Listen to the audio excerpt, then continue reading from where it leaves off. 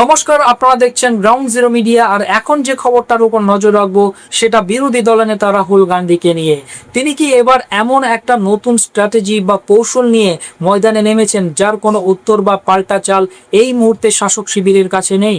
এই মুহূর্তে যে প্রশ্নটা সবচেয়ে বড় হয়ে সামনে আসছে সেটা হলো, দেশের তরুণ প্রজন্ম, বিশেষ করে জেনজি বা নতুন প্রজন্মের ভোটাররা কি এবার একচেটিয়াভাবে শাসক দলের দিক থেকে মুখ ফিরিয়ে সরাসরি কংগ্রেসের দিকে ঝুঁকতে শুরু করেছে? কারণ গত এক দশকে কোটি কোটি টাকা খরচ করে বিভিন্ন আইটিসিএল এর মাধ্যমে রাহুল গান্ধীর যে ভাবমূর্তি নষ্ট করার চেষ্টা করা হয়েছিল বলে অভিযোগ তুলে আসছে কংগ্রেস, তারপর কি এবার পর্যন্ত শাসক দল চাপে? আর এই গোটা প্রক্রিয়ায় রাহুল গান্ধী যে অভিনব পন্থাটি নিয়েছেন তা কি এবার খোদ প্রধানমন্ত্রীর জনপ্রিয়তাকে সরাসরি চ্যালেঞ্জ ছুড়ে দিয়েছে এবং তাকে ব্যাকফুটে ঠেলে দিয়েছে বলে মনে করা হচ্ছে? কারণ কংগ্রেস অভিযোগ করে আসছে যে শাসক দল সংকটে পড়লে কিন্তু সেই সময় বেশি বেশি করে রাহুল গান্ধীকে আক্রমণ করা হয়, তার বিরুদ্ধে নানা ধরনের মামলা করা, তার রাজনৈতিক বিশ্বাসযোগ্যতা নিয়ে প্রশ্ন তোলা। কিন্তু সাম্প্রতিক সময়ে, বিশেষ করে লোকসভা নির্বাচনের পর থেকে রাহুল গান্ধী এমনভাবে নিজের ইমেজ মেক ওভার করেছেন এবং রাজনীতিতে এমন কিছু এজেন্ডা সেট করেছেন যা বিজেপির চিরাচরিত ছকের বাইরে। আর এবার তিনি সরাসরি নিশানা করছেন দেশের সেই অংশটিতে যারা আগামী দিনের ভবিষ্যৎ, অর্থাৎ জেনারেশন জি বা জেনজি। আপনারা জানেন যে যন্তর মন্তরে যে ছাত্র বিক্ষোভ হয়েছিল তারপর থেকে রাহুল গান্ধী যেভাবে ময়দানে নেমে পড়েন, বিশেষ করে প্রধানমন্ত্রীর বাসভবনের সামনে ধর্ণা, তারপর একের পর এক বিভিন্ন ধরনের পদক্ষেপ, বিশেষ করে সংসদে লাগাতার কেন্দ্রীয় স্বরাষ্ট্রমন্ত্রী অমিত শাহের ইস্তফার দাবি, দিল্লিতে যে লাঠিচার্জ হয়েছিল সেই ঘটনার প্রতিবাদে, বিরোধীদের সেই চাপে, বিশেষ করে কংগ্রেসের সেই চাপে কিন্তু রীতিমতো কোণঠাসা হয়ে পড়েছে শাসক দল। এটা কিন্তু অস্বীকার করার উপায় নেই। আর এখানেই কিন্তু প্রশ্নটা উঠে যাচ্ছে, প্রথাগত রাজনীতির বাইরে গিয়ে একজন জাতীয় স্তরের নেতা কেন হঠাৎ করে সোশ্যাল মিডিয়া প্ল্যাটফর্ম ইনস্টাগ্রামে আস্ক মি এনিথিং বা আমাকে যা খুশি জিজ্ঞেস করুন নামে একটি সরাসরি প্রশ্নোত্তর পর্ব শুরু করলেন? এক্স হ্যান্ডেলে পোস্ট করে তিনি সরাসরি ছাত্রদের উদ্দেশ্যে লিখলেন, স্টুডেন্টস জেনজি, আমি আপনাদের কথা শোনার জন্য এখানে রয়েছি, ইনস্টাগ্রামে আমাকে যে কোনো প্রশ্ন করতে পারেন। তিনি একটি লিঙ্কও শেয়ার করেন যেখানে তরুণরা সরাসরি তাদের মনের কথা বা প্রশ্ন পাঠাতে পারে। দেশে যখন বেকারত্ব, নীতি, দুর্নীতি, পেপার লিক এবং শিক্ষা ব্যবস্থা নিয়ে যুব সমাজের মনে ক্ষোভের আগুন জ্বলছে, তখন রাহুল গান্ধী তাদের ক্ষোভ প্রকাশের একটা মুক্ত মঞ্চ দিচ্ছেন। এটাই মনে করছে রাজনৈতিক মহল। কিন্তু তিনি শুধু রাজনৈতিক মঞ্চ থেকে ভাষণ দিচ্ছেন না, তিনি শুনতে চাইছেন তাদের কথা। আর ঠিক এই শোনার মানসিকতাটাই তাকে তরুণ প্রজন্মের কাছে এতটা জনপ্রিয় করে তুলেছে বলে রাজনৈতিক মহলের ধারণা। এরপর যা ঘটল তা সত্যিই অভাবনীয় এবং জাতীয় রাজনীতির প্রেক্ষাপটে অত্যন্ত গুরুত্বপূর্ণ। এই প্রশ্নোত্তর পর্বে এমন কিছু ঘটনা ঘটেছে যা সরাসরি শাসক দলের শীর্ষ নেতৃত্বকে অস্বস্তিতে ফেলেছে।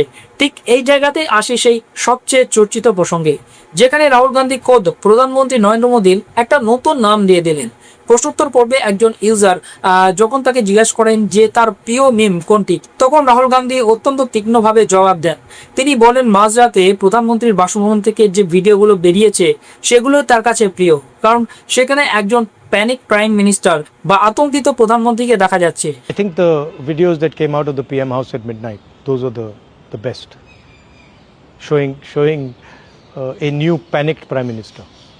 কারণ এই ঘটনার রাজনৈতিক গুরুত্বটা এখানেই। প্রধানমন্ত্রীর যে স্ট্রংম্যান ইমেজ, রাহুল গান্ধী অত্যন্ত কৌশলে সেই ইমেজে আঘাত করছেন বলে মনে করছে রাজনৈতিক মহল। তিনি দেশের মানুষকে এবং বিশেষ করে তরুণ প্রজন্মদের বোঝাতে চাইছেন যে প্রধানমন্ত্রী আর আগের মতো আত্মবিশ্বাসী নন, তিনি এখন বিচলিত এবং আতঙ্কিত। আর এই একটাই মন্তব্য কিন্তু বিজেপি শিবিরকে অত্যন্ত কিন্তু অস্বস্তিতে ফেলেছে, যেটা মনে করছে রাজনৈতিক মহল। কারণ কম্প্রোমাইজড পিএম বা আপোষ করার প্রধানমন্ত্রীর তকমা থেকে সরিয়ে এবার কিন্তু প্যানিক পিএম তকমাটা সোশ্যাল মিডিয়ায় রীতিমতো ভাইরাল হয়ে গিয়েছে। কিন্তু বিষয়টা এখানে শেষ নয়। শিক্ষা ব্যবস্থা নিয়ে যখন তাকে সিরিয়াস প্রশ্ন পড়া হয় তখন তিনি যে উত্তর দিয়েছেন তার মধ্যে লুকিয়ে রয়েছে এক গভীর রাজনৈতিক বার্তা। और मैं एक बात को 100% एक्सेप्ट करता हूं कि आज के हिंदुस्तान में जो हमारे स्टूडेंट्स हैं, चाहे वो एजुकेशन हो, चाहे वो रोजगार हो, उनका आज हिंदुस्तान में भविष्य नहीं है। और इसको हम सबको मिलकर बदलना है। आपकी एनर्जी के साथ, आपकी आवाज के साथ हम मिलकर इस प्रॉब्लम को रिजॉल्व कर सकते हैं। Education system is busy destroying thinkers, the USP of our education system now, especially since the RSS has captured it, is how not to make young Indian people think for themselves. Rahul দাবি করেছেন বর্তমান শিক্ষা ব্যবস্থা স্বাধীন চিন্তাবিদ তৈরি করার বদলে তাদের ধ্বংস করতে ব্যস্ত, আর এর জন্য তিনি সরাসরি আরএসএসকে কাঠগড়ায় তুলেছেন।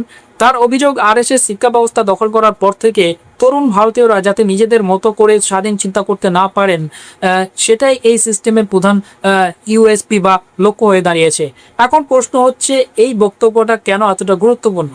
কারণ ছাত্ররা যখন রাস্তায় নেমে নিজেদের অধিকারের দাবিতে সরব হচ্ছে, বারবার পেপার লিক হচ্ছে, তখন রাহুল গান্ধী তাদের বোঝাতে চাইছেন যে এই গোটা সিস্টেমটাই আসলে তাদের দমিয়ে রাখার জন্য তৈরি। তিনি নিজেকে সেই সিস্টেমের বিরুদ্ধে ছাত্রদের একজন সহযোদ্ধা হিসেবে তুলে ধরছেন। সেই জায়গা থেকেই কিন্তু গোটা বিষয়টা অন্যদিকে মোড় নিতে শুরু করেছে। কারণ রাহুল গান্ধী শুধু সিরিয়াস রাজনৈতিক প্রশ্নেরই উত্তর দেননি, তিনি নতুন প্রজন্মের সঙ্গে ঠিক তাদের মতো করেই কথা বলেছেন, তাদের ভাষায় কথা বলেছেন। এক ইউজার যখন মজা করে জিজ্ঞেস করেন, আপনি কি ব্যাটম্যান, তখন কিন্তু রাহুল গান্ধীর অত্যন্ত রসিকতার সঙ্গে উত্তর দেন, শুধু এটুকু জেনে রাখুন, আমাকে আর ব্যাটম্যানকে কেউ কখনো একই ঘরে একসঙ্গে দেখেনি। এই ধরনের মজাদার এবং চটজলদি উত্তর তরুণদের সঙ্গে তার একটা মানসিক সংযোগ তৈরি করছে বলে মনে করছে রাজনৈতিক মহল।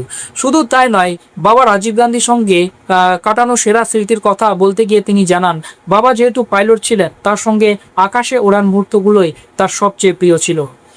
আর এই ঘটনাটাই কিন্তু এখন নতুন করে রাজনৈতিক জল্পনা তৈরি করেছে। কারণ যখন তাকে তার পছন্দের বিজেপি নেতার নাম বলতে বলা হয়, তখন তিনি অত্যন্ত সাবলীলভাবে ক্যাপ্টেন অমরিন্দর সিং এর নাম নেন এবং জানান যে সামরিক ইতিহাস নিয়ে তার জ্ঞান অসাধারণ। তিনি বেশ ভিডিও চলাকালীন তার মা সোনিয়া গান্ধীর পোষ্য কুকুর নুরিকেও ক্যামেরার সামনে আনেন এবং প্রাণীদের প্রতি ভালোবাসার বার্তা দেন। তিনি বলেন, আমরা এই পৃথিবীতে প্রাণীদের মালিক নয়, আমরা তাদের সঙ্গে এই গুণটা ভাগ করে নিই, তাই তাদের সম্মান ও ভালোবাসা প্রাপ্য।